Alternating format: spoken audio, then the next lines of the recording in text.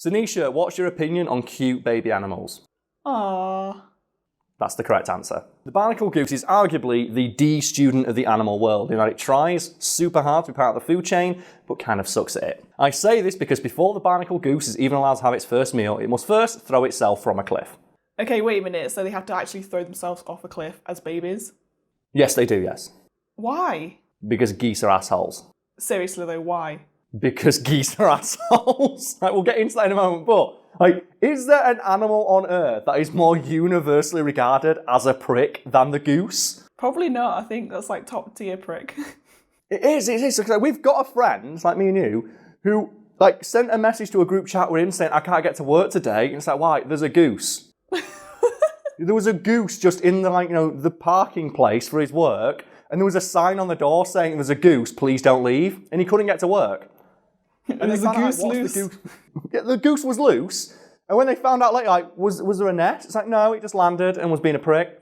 So, what? And then, the goose is so universally known as pricks that there's even a game about being a prick goose. Untitled Goose Game. Have you played that game? I've seen it played and I'm thinking I need to play this because it looks so funny. If you want to just while away an afternoon, just go play Untitled Goose Game, because everything about that game is just flawless in its execution. Right down to the noise the goose makes when it walks. It just makes the little flappy flap of its little feet. And I'll never forget the first piece of media related to that game I saw, which was simply a GIF on the internet for someone like, oh, a guy's making a game where you play as just a dickhead goose, and it's a goose just walking behind someone and just honking at them.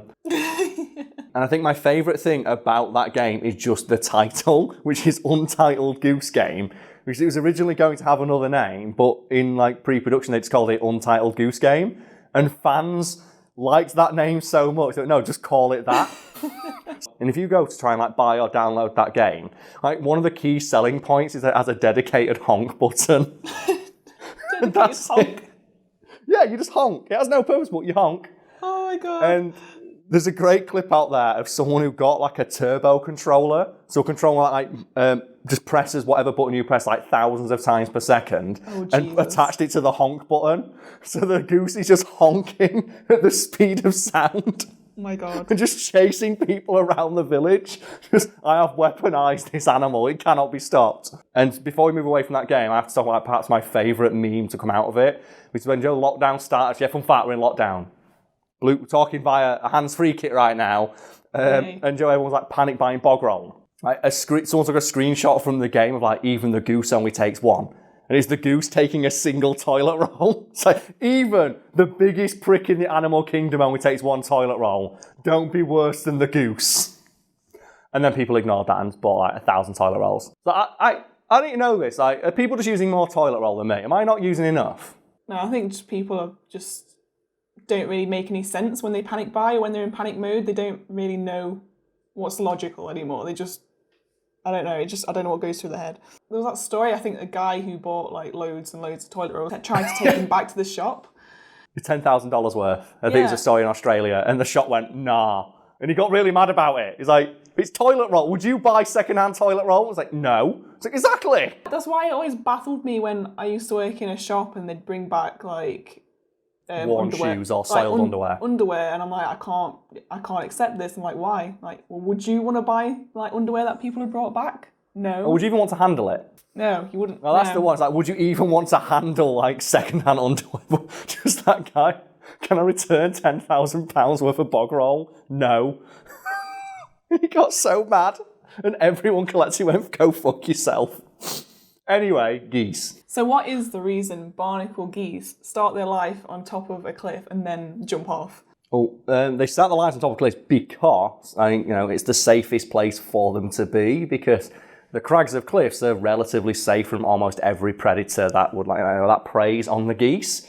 I think it's mostly foxes and other scavengers, and perhaps maybe even a species of flying snake we're not aware of. So that part makes sense. What makes less sense, though, is that for some inexplicable reason, the parents of these adorable, fluffy baby geese, and trust me, these things are fucking adorable, refuse to feed them when they're in their nest, and will in fact only do so when they leap off of a cliff. And you're probably thinking, Nisha, an audience at home, well, can these little baby geese fly? The answer to which is no. The only thing stopping them from dying is the fact they are so fluffy and so adorable that, like, you know, it slows down their descent to a less than lethal velocity, allowing them to land on the rocks without dying most of the time. So most of the time they survive. They do, yes, and unfortunately, like, not all baby geese make it. And as if this wasn't bad enough on its own, like I said, like, scientists don't really know why adult barnacle geese do this, because they're fully capable of feeding their babies when they're in the rocks on the nest safe, but they will actively refuse to, like, you know, acknowledge their young's existence once it's born until they make that, like, you know, leap of faith, like that Altair, just front flip off a high location. But what baffles scientists most, though, is that some geese have been observed allowing their young to climb onto their back, at which point they will then glide down to the rocks below safely and then feed them, meaning that at any point, like, you know, the adult barnacle geese could, like, you know, safely and securely escort their young to the ground and feed them there, but most choose not to because geese are assholes. So that is the reason then. That is the scientific reason, is because they're assholes. I can't think of any other explanation. Like I said, like, scientists who study these animals are baffled as to why they do this. One, because, like, you know, the cliffs are safe, and two, because, like, some geese will guide their young down and others don't. And they will actively, like, just sit at the bottom and just honk at their young, encouraging them to make the leap. And sometimes will watch their young hit the rocks and then tumble down them while honking without helping, and won't help until they come to a complete stop. Again, because geese are assholes. Surely when they reach the bottom, they must be safe then. The thing is, though, they're not, because many predators have learned that, during, like, you know, barnacle geese hatching season, if you just wait at the bottom of these cliffs, food will literally rain down from the sky. That's an image that's way too depressing to end this article on, so instead, here is some footage of a baby goose. So Nisha, you are a cute and fluffy animal aficionado, correct? Definitely, yes. Right, yeah. You love, like, all animals, cute and adorable. So, like, for the people at home, like, you know, to, like, you know, wash the taste of, like, you know, just baby goose death out of their mouths, just want to name a few, like, you know, creatures that you think are especially adorable when they're young. And as you mentioned, then pictures of them will be behind me. It's like a collage of cuteness. Like, you know, I think it's eye bleach is the name for it they use on the internet sometimes. So go for that. And we'll go backwards and forwards with some baby animals that we think are quite cute. All right, I'll start with baby hedgehog. Oh, man, I've never seen a baby hedgehog. I don't think I've ever seen a baby hedgehog. So cute. Oh my god. Are they just, like, really small and, like, do they still have the spines? Yeah, they've still got all the little spikes, but they've got, like, really big paws. Oh, Like- I love it. It's like when dogs are really small, but they've got massive paws and they can't walk. And they're like, doof, doof, doof, doof, doof, doof. All right, well, I'm going to go for... This is a creature I don't think many people are aware of, and it's a baby Hyrax. And I don't know what the fuck a Hyrax is, I just know that they're fucking adorable. So there's a picture of a baby Hyrax behind us.